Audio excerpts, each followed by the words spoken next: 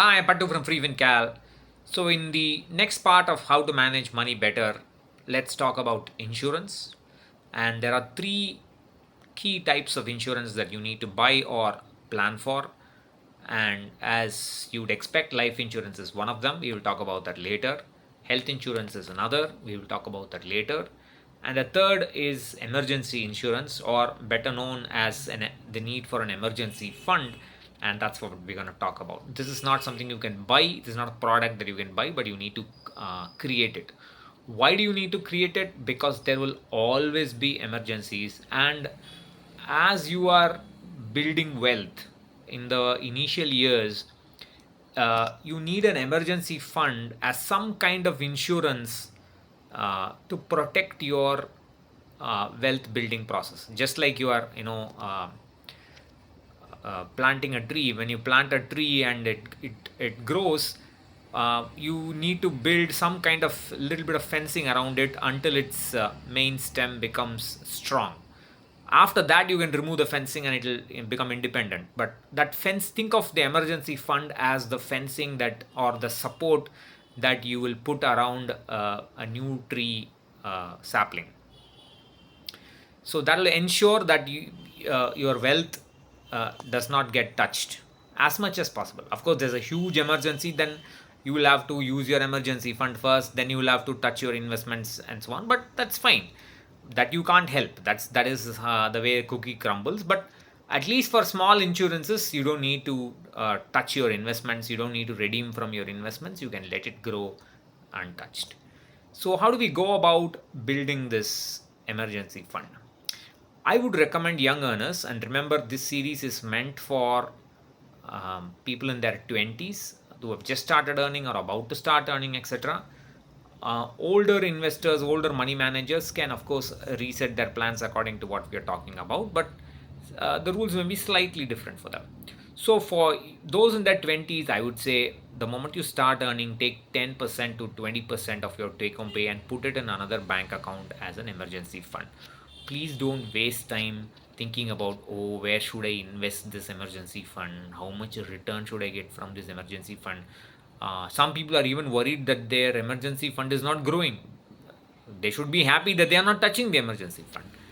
I mean, there are two types of people in the world: those who have seen emergencies and those who have not seen emergencies. Those who have seen emergencies will recognize that an emergency fund only needs to be liquid. The moment they want money, they should instantly get it.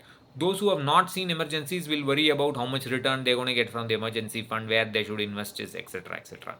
So it's a matter of, it's a process that you grow and evolve and gain some experience.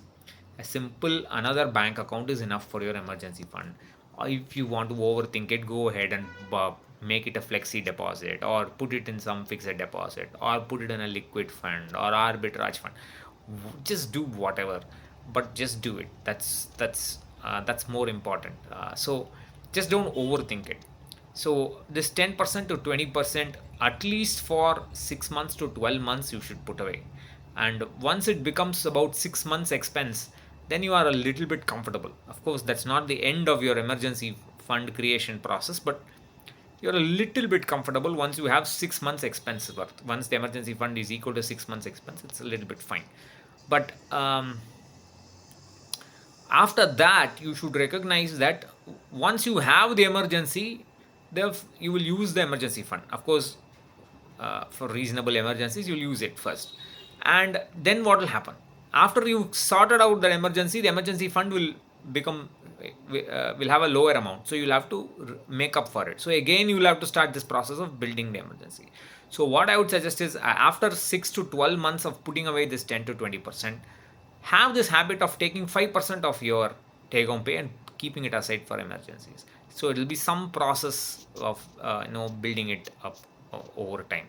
Because even in case of hospitalizations, not all the expenses will be paid by the insurer, assuming you have health insurance. There will be many non-medical expenses that may cost even 10% of the hospital bill. So for that, you need an emergency fund. Sometimes a claim may be cashless claim may be denied. That they will ask you to go and pay the bill and apply for reimbursement later. Then also you will have to use the emergency fund to some extent. Maybe your investments also, depending on when the hospitalization occurs in your life, and then you will have to claim for reimbursement. So these things are, all these kind of possibilities are there. So don't worry too much about where to invest this emergency fund, where to accumulate it. Just somewhere. What is more important is you get into this habit of initially at least 10% to 20% for 1 year, and after that at least 5% you should put away for emergencies. And of course, for the first year you can enjoy a little bit, and then after that you can start thinking about investing. We will come to that in subsequent parts.